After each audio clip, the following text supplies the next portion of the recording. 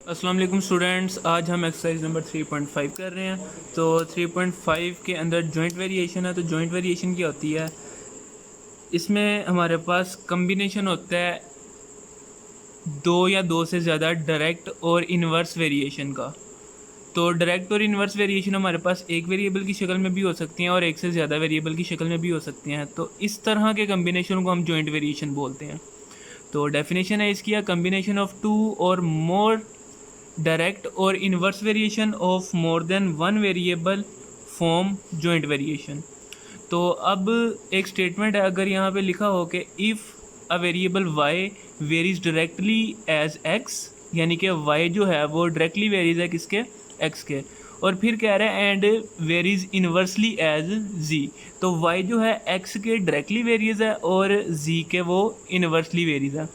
तो y जो है डायरेक्टली प्रोपोर्शनल होगा x के और y इन्वर्सली वेरिएशन होगा, इन्वर्सली प्रोपोर्शनल होगा z के।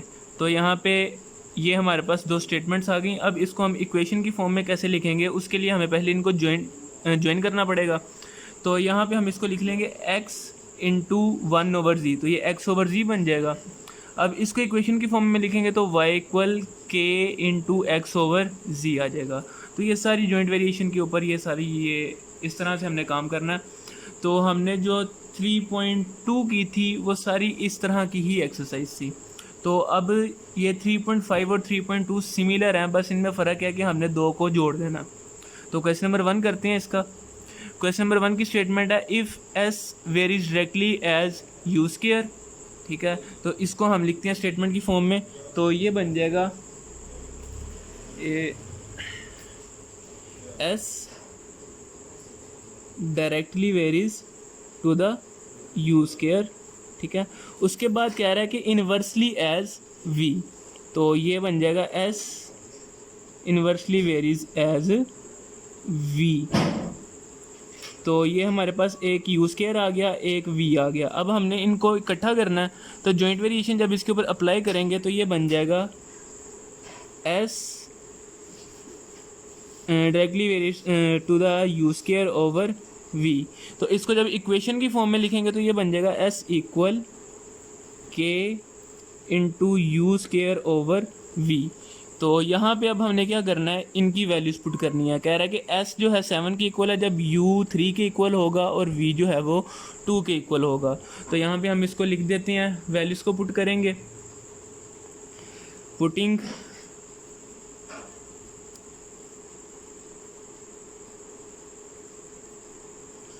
s equal 7, u equal 3 and v equal 2। तो नाम दे देंगे इक्वेशन 1 का। तो ये सारा काम इक्वेशन 1 में करेंगे। तो इक्वेशन 1 में जब इसको हम पुट कर देंगे तो ये बन जाएगा 7 इक्वल k इंटू 3 का स्क्वायर ओवर 2। तो ये होगा k इंटू 9 ओवर 2।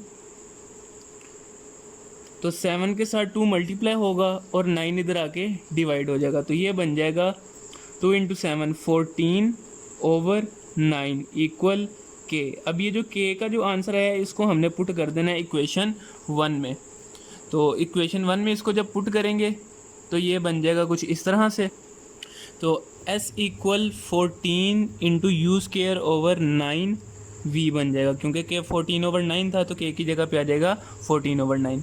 तो अब हमने क्या करना है, अब हमने जो क्वेश्चन में इसने कहा था कि फाइंड करना है s को जबकि u 6 के इक्वल होगा और जो है v 10 के इक्वल होगा। तो now putting u equal 6 and v equal 10 in equation 2, in equation 2। तो इक्वेशन 2 में ये हमने वैल्यूज़ को पुट कर देना। तो ये बन जाएगा s इक्वल 14 इंटू 6 का स्क्वायर ओवर 9 इंटू 10। तो ये होगा 14 मल्टीप्लाई 36 ओवर 90। तो 14 इंटू 36 ये बन जाएगा, पहले इनकी कटिंग करके देखते हैं कटिंग होती है तो, बल्कि इसको हम मल्टीप्लाई ही कर लेते हैं। तो कैलकुलेटर पे इसको मल्टीप्लाई करके देखते हैं क्या आंसर आता है। तो कैलकुलेटर पे करते हैं इसको सोल्व। 14 multiply 36 504 over 90। तो 504 को हम करेंगे ये रेशो, ठीक है, फ्रैक्शन निकालेंगे इसकी 90 के साथ। तो ये आ रहा है 5 सही 3/5। तो 5 सही 3/5।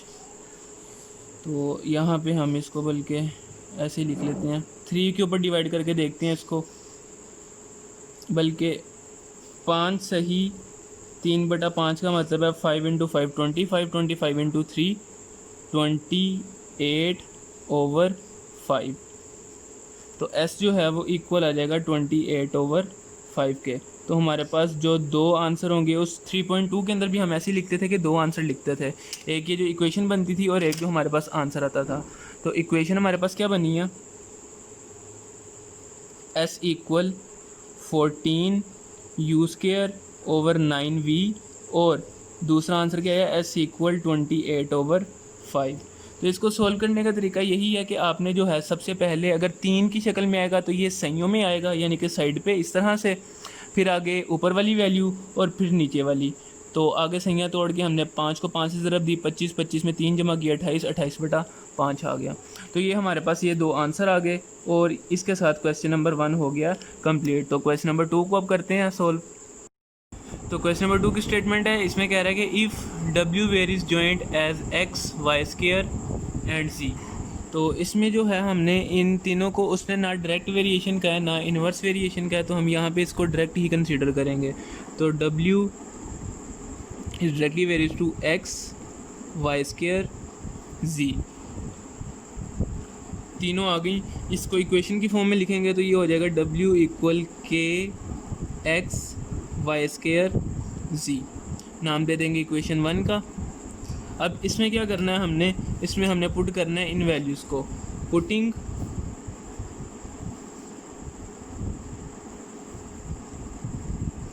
क्या क्या पुट करना है जी, W equal 5, x equal 2, y equal 3 and z equal 10। ये तीनों वैल्यूज़ को इसमें करेंगे पुट हम। तो पुट करेंगे तो ये बन जाएगा 5 इक्वल k इंटू 2 3² और 10।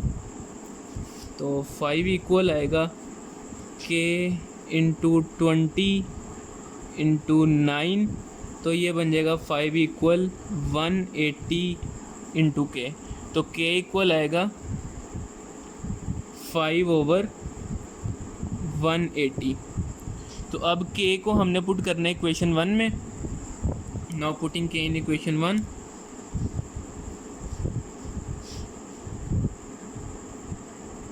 इन इक्वेशन 1, तो इक्वेशन 1 में इसको पुट करेंगे तो इक्वेशन बन जाएगी W equal 5 over 180 into x y² और z। नाम दे देंगे इक्वेशन 2 का। अब इक्वेशन 2 में क्या करना है, हमने W को फाइंड करना है, जबकि x जो है वो इक्वल होगा 4 के। Putting x equal 4, y equal 7 and z equal 3। किसमें, इक्वेशन 2 में। तो इक्वेशन 2 में हम ये वैल्यूज़ को अब करेंगे पुट। तो इक्वेशन 2 बन जाएगी W equal 5 over 180 into 4 into 7 का स्क्वायर इंटू 3। तो 3 1 3, 3 6 18, तो 60 आ जाएगा। उसके बाद 5 1 5, 5 12 60, 12 आ गया।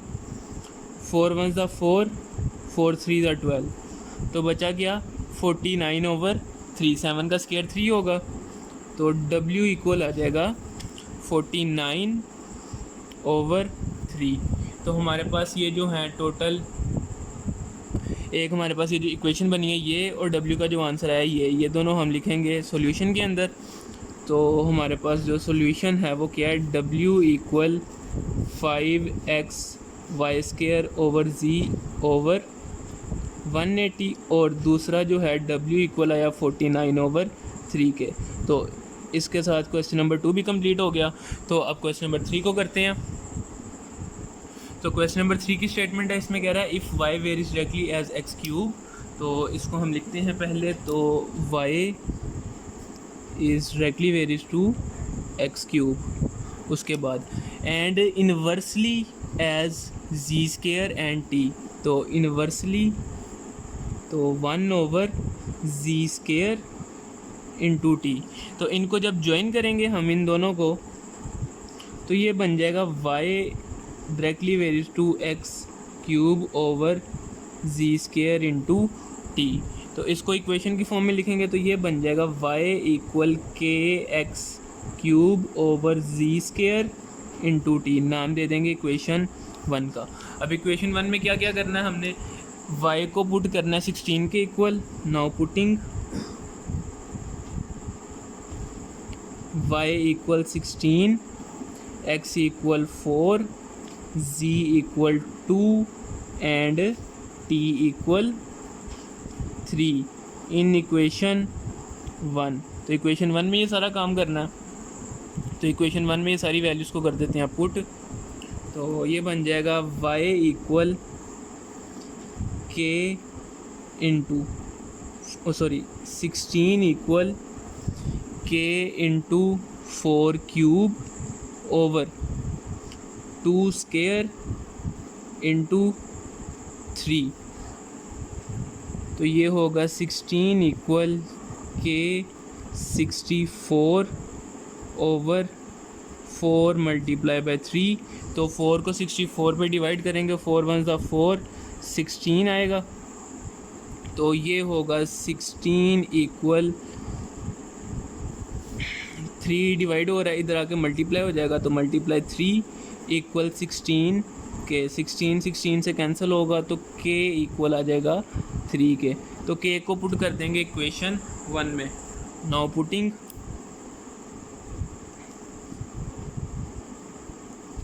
k इन इक्वेशन 1। तो इक्वेशन 1 में इसको करते हैं पुट। तो ये बन जाएगा y equal 3 into x³ over z² into T. नाम दे देंगे इक्वेशन 2 का। इक्वेशन फाइंड कर लिया, अब y की वैल्यू को फाइंड करना है। तो अब क्या करना है, हमने पुटिंग y फाइंड करना है जबकि x जो है हमारा 2 के इक्वल हो। नाउ पुटिंग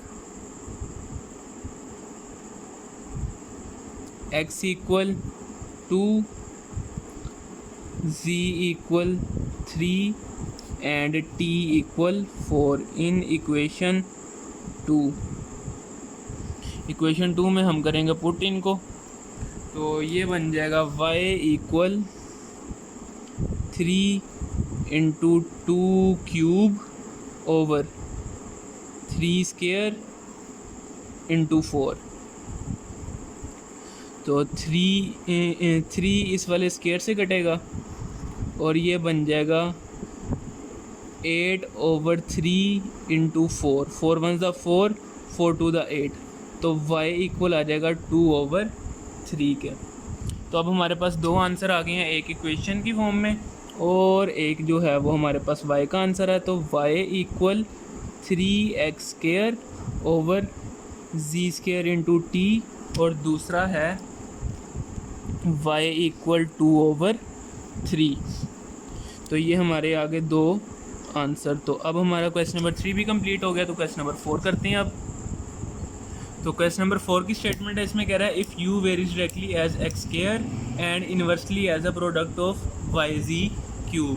तो इसको हम स्टेटमेंट की जो स्टेटमेंट है इसको हम लिखते हैं वो वेरिएशन की फॉर्म में। तो पहला होगा u directly varies to x² and u is inversely varies to the product of yz cube. इन दोनों को ज्वाइन करेंगे तो ये बन जाएगा जी x is directly varies to the x square over y z cube. Equation की फॉर्म में लिखेंगे तो u इक्वल होगा k x square over y z cube. नाम दे देंगे इक्वेशन 1 का। तो इक्वेशन 1 में अब करेंगे वैल्यूज़ को put. Now putting u equal to x equal 8, putting u equal to x equal 8, y equal 7 and z equal 2 in equation 1। तो इक्वेशन 1 में ये सारी वैल्यूज़ को करेंगे हम पुट। तो ये होगा 2 इक्वल के 8 स्क्वायर ओवर 7 इंटू 2 क्यूब। तो ये बन जाएगा 2 इक्वल के इंटू 64 ओवर 7 इंटू 4। तो कटिंग होगी 4 1 ज़ा 4, 4 1 ज़ा 4, 16 ज़ा 64, 7 डिवाइड है इधर आके मल्टीप्लाई होगा, 6 मल्टीप्लाई इधर आके डिवाइड होगा। तो ये बन जाएगा 14 ओवर 16 इक्वल के। तो कैंसलेशन होगी यहाँ पे। तो k इक्वल आ जाएगा 7 ओवर 8 के। तो k का जो आंसर आया पुट कर देंगे इक्वेशन 1 में। सो नाउ पुटिंग 7 ओवर 16 ए z क्यूब, सॉरी यहाँ पे हमने मिस्टेक कर दिया, 8 आना था। तो 2 की पावर 3 है, 2 की पावर 3 8 होगा। 8 को 64 पे डिवाइड करेंगे तो हमारे पास 8 बचेगा। तो यहाँ पे आएगा 14 ओवर 8। तो दोनों को हम 2 पे डिवाइड करेंगे तो ये आएगा k इक्वल 7 ओवर 4। ठीक है। तो अब यहाँ पे इसको हमने पुट करना है इक्वेशन 1 में। नाउ पुटिंग k इन इक्वेशन 1। तो इक्वेशन 1 में जब पुट करेंगे तो ये हमारे पास इक्वेशन बन जाएगी कुछ इस तरह से कि u इक्वल आएगा 7x square over 4y z cube. नाम देंगे इसको इक्वेशन 2 का। अब इस इक्वेशन 2 में हमने बाकी वैल्यूज पुट करनी है, x equal 6, y equal 3 and z equal 2। So now putting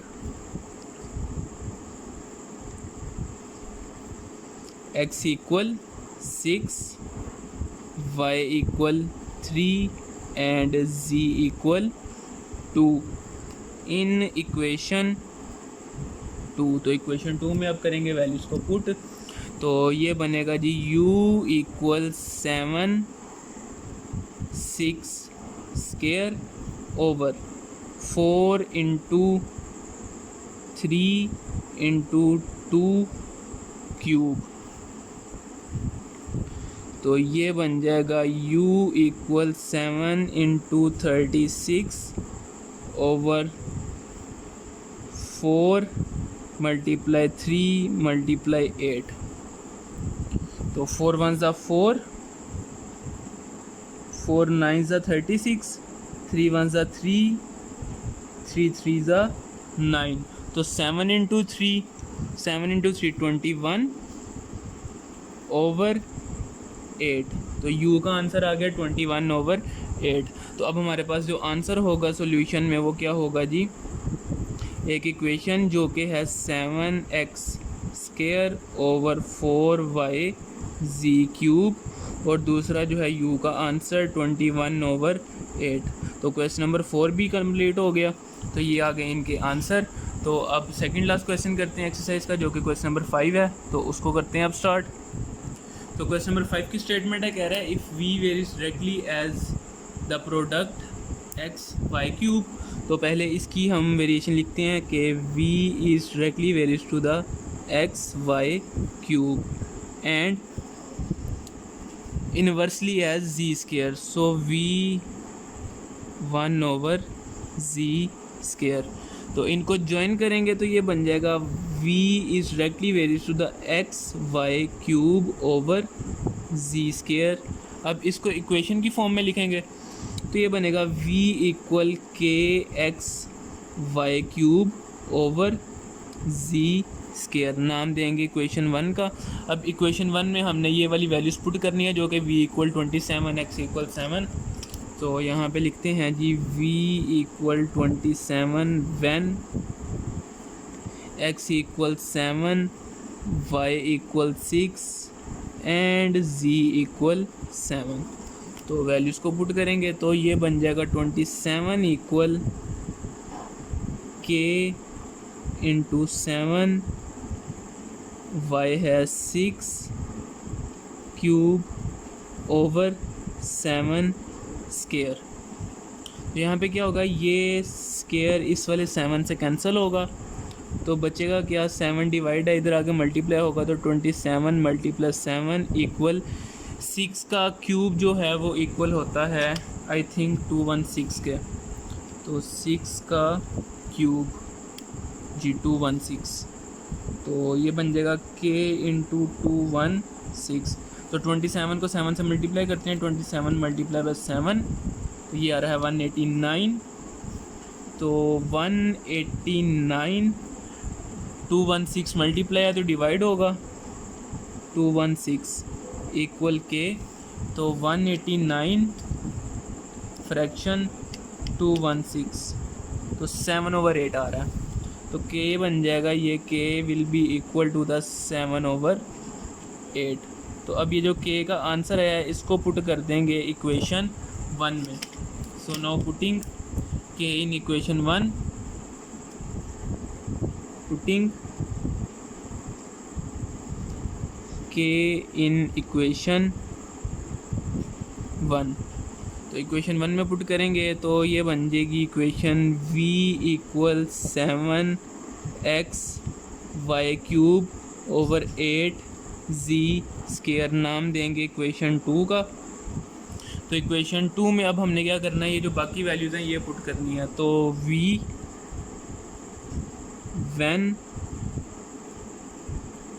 x equal 6 y equal 2 z equal 3, तो ये सारी वैल्यूज़ अब हमने इक्वेशन 2 में पुट करनी है। तो इक्वेशन 2 बन जाएगी v equal 7 into 6 into 2 cube over 8 into 3 का स्केयर, दैट इज़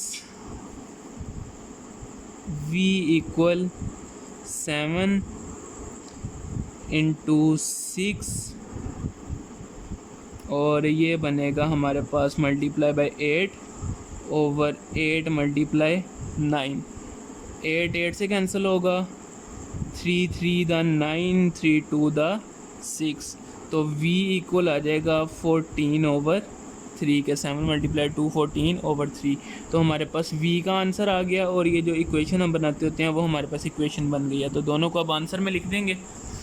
तो सॉल्यूशन हमारा इनका होगा जी v equal 7x Y cube over 8 z square, ठीक है, और दूसरा होगा v इक्वल 14 ओवर 3। तो क्वेश्चन नंबर 5 का भी आंसर आ गया। तो लास्ट क्वेश्चन रह गया क्वेश्चन नंबर 6, तो उसको कंप्लीट करते हैं अब।